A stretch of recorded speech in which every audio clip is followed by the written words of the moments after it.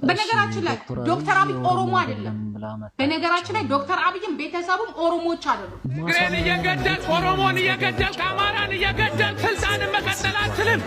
አብይ አህመድ ጫው ጋር ተያይዞ የተፈጠረው ችግር ግን መቀዛቀዙ በምርጫ ፖለቲካ ኢትዮጵያ ተስፋ መቁረጡን ማሳያ በምርጫው ቢሸነፍ እርግጠኛ ሆኜ የምነግረው እንለቃለን ስልጣናችን። ኢትዮጵያውያን አለቁ። አንዳንዴ መወራት የሌለበት በልቼ አገሬን ከማፈርስ ሳልበላ ሞቼ አገሬ ብትኖር ይሻለኛል። ለምርጫ ከመሰብሰብ ህዝብን ማዳን ይግደም። ውሸታምና አስመሳይ መንግስት በአስቸኳይ ይውረድ። ዘንድሮ ነገሩማ ብዙ ነው። መንግስቱን ጠላ አካላት አሉ፣ መንግስቱን የሚወዱ አካላት አሉ። ልብ ብዬ አንዳንዴ ስመለከተው የዘንድሮ ነገር ግን ምንም የሚደረገው ያው ጊዜ አመጣ ይፈቷል። ጊዜው ከፍቷል። ሁሉም ቀላጅ ነው። ሁሉም ኢህአዴግ ነን ያላችሁ እንደገባው ተናጋሪ ነው። ሁሉም አዋቂ ነው። ከዛ ማድረግ አይቻልም። አፄ ኃይለማርያም ሲመጣ ደግሞ አንዳንዴ በአፄ ኃይለማርያም ጊዜ እየሰሙ ዝም ብሎ ማለፍ ነው የመሰለ ነገር ደግሞ ከበሻሻ በሩጫ ከች ያለውን ደግሞ ተከተላችሁ ይህ ቪዲዮ ወደ እናንተ ተቀነባብሮ እስከሚደርስ ሰዓት እና ጊዜ በጣም ብዙ እየተናደፈ ያስቸግራል ነገሮች ሚዲያዎች ላይ እየተሰራጩ ይገኛሉ። ሐሰተኛ መረጃ አብሶ በጣም ከ190% ሐሰተኛ መረጃ በዚህ በምርጫ ሰዓት ላይ በ2018 ምርጫ ላይ እየተፖሰተ የሚገኝበት ሰዓት ነው። ተመልካቾች ሚዲያ በአግባቡ በመጠቀም ለሀገር ውለታ በመዋል ጊዜያችሁንና ሰዓታችሁን መጠቀማችሁንም እንዳትዘነጉ። ለእናንተ የሚሻላችሁን በተገኘው አጋጣሚ በሙሉ ያዋጣናል ያላችሁትን ነገር ማምረጥ ዲሞክራሲያዊ መብታችሁ ነው። እየበላን ነገ የከፋ ጊዜ ሳይመጣ ዛሬ እየበላን ሀገሪቱ ምርጫ ልታካሄድ ነው። እንግዲህ ምርጫ የሚለውን ቃል ባለፈውም ከእርሶ ጋር ስንነጋገር ምርጫ ለማለት የሚያስችል ምንም ነገር በሌለበት ሁኔታ ነው ምርጫ የምንለው። ለማንኛውም አፈናው ተጠናክሮ ቀጥሏል። ግንቦት 24 ነው ምርጫው ይካሄዳል የተባለው። ከአንድ ሳምንት ያነሰ ጊዜ ብቻ ነው የቀረው። ፕሮፌሰር ተሾመ ሁኔታው እንዴት እየተከታተሉት ነው? የበለጠ ነገሩ እየተካረረ አዲስ አበባ ዛሬ ደውለን ሰው ስጋት ውስጥ ነው ያለው። አገዛዙ አልተረጋጋም። የዘንድሮ ምርጫ በተመለከተ ነብይ ጆይ ጭሮ ቀድሞውኑ አሳውቋል። ፓስተሩ ምን አለ? መጀመሪያ ድምጽን ነው። የዘንድሮ ምርጫ የሚቀጥለው ምርጫ ጠቅላይ ሚኒስትር አብይ አህመድ ያሸንፋል። ጨብጨቡ። አው ነብይ ጆይ ጭሮ መጋቢት 22 2018 ዓ.ም ባስተላለፈው መልእክት ገዢው ብልጽግና ፓርቲ የዘንድሮ ምርጫ ብቻ ሳይሆን የዛሬ 5 ዓመት የሚደረገውን ምርጫ እንደሚያሸንፍም በትንቢት ተናግሯል። አንድ ወላድ እኮ አንድ ፋኖ ቢሞትባት 3 ፋኖ ተወልዳል። ያችን እየገደለ ነው ምርጫ የሚያስመርጥ። ወላዶችን መግደል ሳይተው እንዴት ሆኖ ነው ምርጫውን የሚያስመርጥ? ሰላም ቀጠባ ቆይቷል።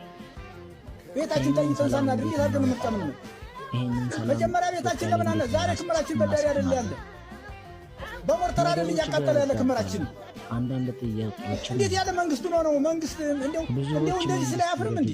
እና አሁንም ቢሆን እኛ በምንም ታምር ምርጫ የሚባለው ነገር ብዙ ሰው ሞተውማል። ኃይለ ማርያም በለጠ እስቲ ደግሞ ብሎ ለቀቃርቡ በኢትዮጵያ በአማራ ያለውን ጫና አይቶ ተተኪ ሰው ወክሎ ቢሄድ ነበር የተሻለ የሚሆን እንጂ አሁን ምርጫ የሚባለው ነገር እኔ ጥጆት ሊል አይመስልም። በማጭበርበር ነው ያለፈው። በባለፈው ባሳለፍነው ምርጫም እኮ በማጭበርበር ነው አስመራጮች ያሳለፉት እንጂ 100% ድምፅ አግኝቶ አይደለም ያለፈ። ካሁን ቀደም በነበረው ምርጫ እንኳን አሁን ማለት ነው። እንዴት ነው ለምርጫውን የምንሰጥ? እና አሁን ቢሆን እኛ ምንለው እኛ ማዳበሪያ ግንቦት 24 ምናምን ይላሉ። ምርጫውን የዚያለ ማዳበሪያው ሰው እያለ ዝም ብሎ ያስፈርም ከሆነ ማዳበሪያ እንዳመጣ የሚደራስ ያለ ጊዜ ምክንያቱም ቀልጦ ልማቶች በየሰዓቱ የምርጫ ኮረጁ ወይም የምርጫ ጣቢያ በቀበሌ ላይ ተቋቁሞ ህዝቡ ባመነበት መንገድ ነው ምርጫ የሚካሄድ እንጂ ወረዳ ላይ በግሸጥ የሄደ ማዳበሪያ ሊያመጣ የሄደን እየሰበሰበ ምርጫ ምረጥ ይገኛል እኮ ታስቦ ተብሎ የማይታወቅ ነገር ነው የሚሰራውን። 62 ሰው ከኛው አይበይ 66 ሰው ገድሏል። 66 ሰው ገደለ። 24 ሰው ቁስለኛ አለ። ከ66 ሰው አንዷ ሴት ነው የገደለ። አንዷን ሴት በጥይት ማለት ነው። እኔ ሞቶ ሳይሆን እሱ በድሮንና ሰርቶ መብላት በመከላከያ ሰራዊት ያስገደለው ማለት ነው። በባንዳ እየላከ ያስገደለው በጣም ብዙ ወልቆ መንፈራፈር ምንድነው ቢሉት ጀርባ መምለጥ ነው አላሉ። ወደ ሰው የሚያወራው ስደት እየመረጡ ህይወታቸውን እንደ ፍየል ጠባቂ በልጅነታችን ፍየል እንደምንጠብቀው በተራራ ተሰጥቶ አይደለም ምርጫውን የሚመርጠው። ይህ ሁሉ ይብቃ።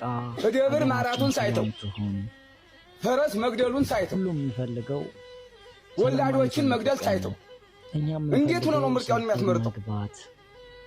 ሰርተን በልተን አንድ ወላድ እኮ አንድ ፋኖ ቢሞትባት 3 ፋኖ ተወልዳለች። ያችን እየገደለ ነው ምርጫ የሚያስመርጥ። ሰው እንደ ሰው ይከበር፣ ሰው እንደ ሰው ወጥቶ ይግባ።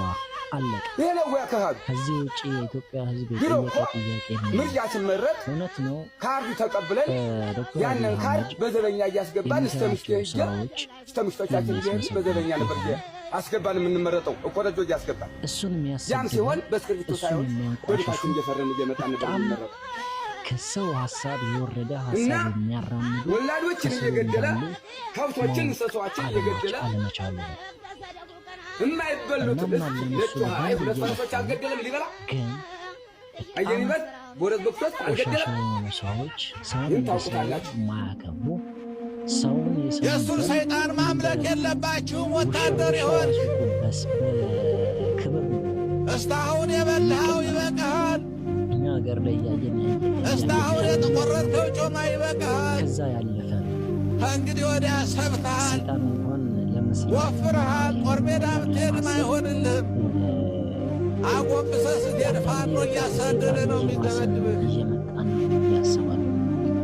አቅም የለህም። የበላ የጠጣ ያበሩ የሚሮጥ ነው ጀግና አራውጦ የሚገልህ። ሚዲያ ላይ ወጥቶ የሚናገራቸው ቃላቶች አፈር ብላ እህል እየበላህ ደግሞ እህል ታቃጥላለህ። ቅዱስ ላይ ያለ አንተ የሰባህ የወፈርክ ጋንድያ ተቃወመ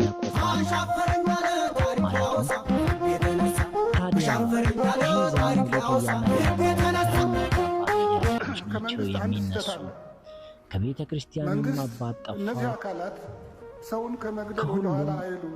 በቃ ሁሉም ግራ የተጋባበት ሰዓት የሰውን ደም እንደ ወይን የሚጠጡ ናቸው። የፈጣሪን ቃል ወደ ጎን የተተወበት ጊዜና ሰዓት ማን ምን ያመጣል እንካ እንኪ አዋጭ አይደለም።